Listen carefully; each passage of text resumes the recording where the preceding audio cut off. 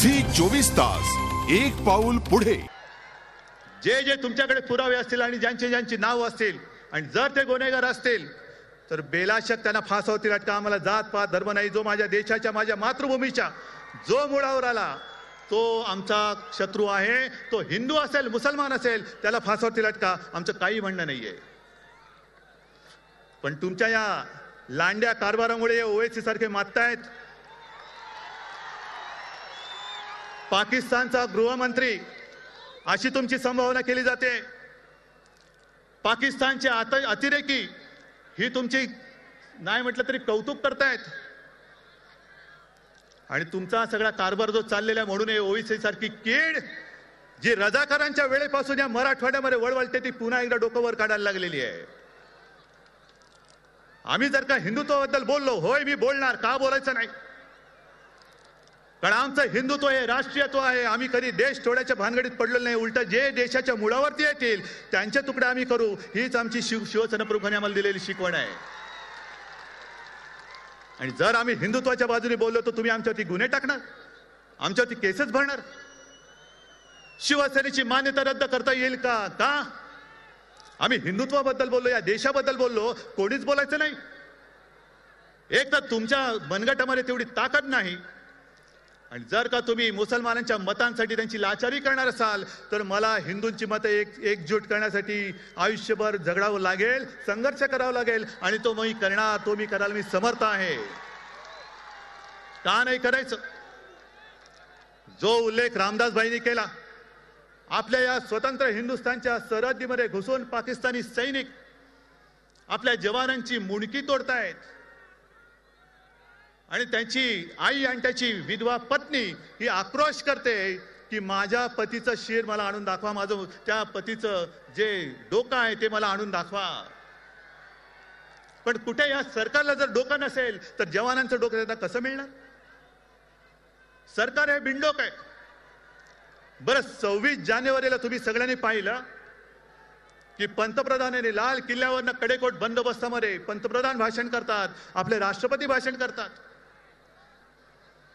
दरवेळेला असं होतं की पाकिस्तानी घुसतात, आपल्या सैनिकांचे मुर्दे पाडतात आणि मग तिकडे बसलेले आपले पंतप्रधान, आपले गृहमंत्री, आपले राष्ट्रपती हे इशारा देतात की आता ठीक आहे, पुढच्या वेळेला केलं तर याद राखा।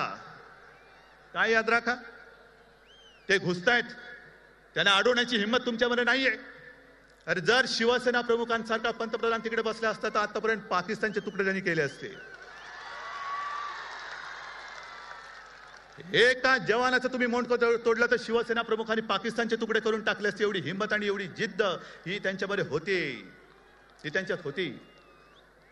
आणि मग 26 जानेवारीला सगळं आम्हाला दाखवता की आपल्या सैन्याची ताकद बघा, किती विमानं आहेत, किती रणगाड्या आहेत, किती बोटी आहेत। अरे आम्हाला दाखवून काय आहे? एवढं तर घुसवा ना तिकडे, घुसवा तिकडे।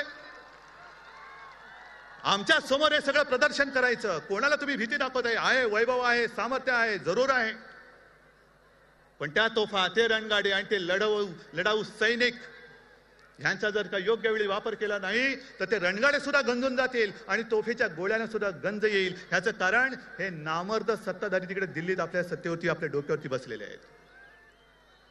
आम्ही काय म्हणून सहन करायचं? बरं, असं आज काय झालं की हिंदूंनी मुसलमानांना धमक्या दिले? आज हा मराठवाडा दुष्काळामध्ये होरपळत असताना आज हा मला खरा विषय घेण्याची गरज नाही, पण कोणी उठतो आणि हिंदूंना धमक्या देतोय? ओवैसीच्या मेहरबानीमुळे आम्ही आमच्या देशात राहत नाही, अजिबात राहत नाही। आम्ही आमच्या मातृभूमीमध्ये राहतो आहोत आणि म्हणून मी त्याला सांगतो की वेडवाकडं पाऊल टाकू नको, अंगावर येण्याचा प्रयत्न करू नकोस। अंगावर आला तर हिंदू आणि शिवसैनिक मेल्या आईचं दूध प्यायलेलं नाही, फक्त लक्षात ठेव। आणि काँग्रेस आणि राष्ट्रवादीला मला सुद्धा सांगायचंय, तुम्ही जे काय सगळे चाळे चालवलेले आहात,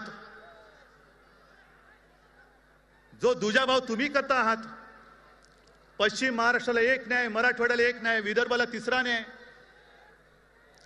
आज सुद्धा जी हालत झालेली आहे, मला याच्यात राजकारण करायचं नाही, अजिबात करायचं नाहीये। पण एक तर तुम्ही या मराठवाड्यासाठी पाणी योजना गेल्या 50 वर्षामध्ये किती केल्यात? जेमतेम एक जायकवाडची ती सुद्धा कशी बशी आता पूर्ण होत आली, अजून ती सुद्धा पूर्ण झाली आणि तिचं पाणी सगळीकडे फिरलंय का मला माहिती नाहीये. अजित पवारजी आता सांगतात की खडकपूर्णात मी पाणी देणार. हे आता तुम्हाला सुचतंय? शरद पवार म्हणतात की दुष्काळाचा संधी म्हणून रूपांतर करा, संधीमध्ये त्याचा संधी म्हणून उपयोग करा. म्हणजे काय करायचं? म्हणजे दुष्काळ पडलेला आहे, ही जनता पाण्याने व्याकुळ झालेली आहे. आता तुम्ही नवीन योजना आणा आणि पुन्हा त्या योजनेसाठी पैशाची तरतूद करा आणि पैसा खाऊन फस्त करा. जे सुधाकरराव नाईकांनी सांगितलं होतं पाणी अडवा आणि पाणी जिरवा, शरद पवार आणि कंपनीचं हेच चाललेलं आहे. फक्त पाण्याच्या जागी त्यांनी पैसा हा शब्द टाकलेला आहे. पैसा अडवा आणि पैसा जिरवा. आणि संपूर्ण मराठवाड्यामध्ये फिरताना हे जे काही पाणी आहे, हे बघा ना पाणी, हे पाणी तुम्ही पिताय? हे पाणी पितात? हे पाणी पिणार?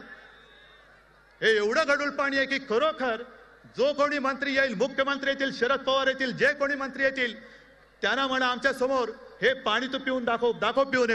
झी 24 तास एक पाऊल पुढे.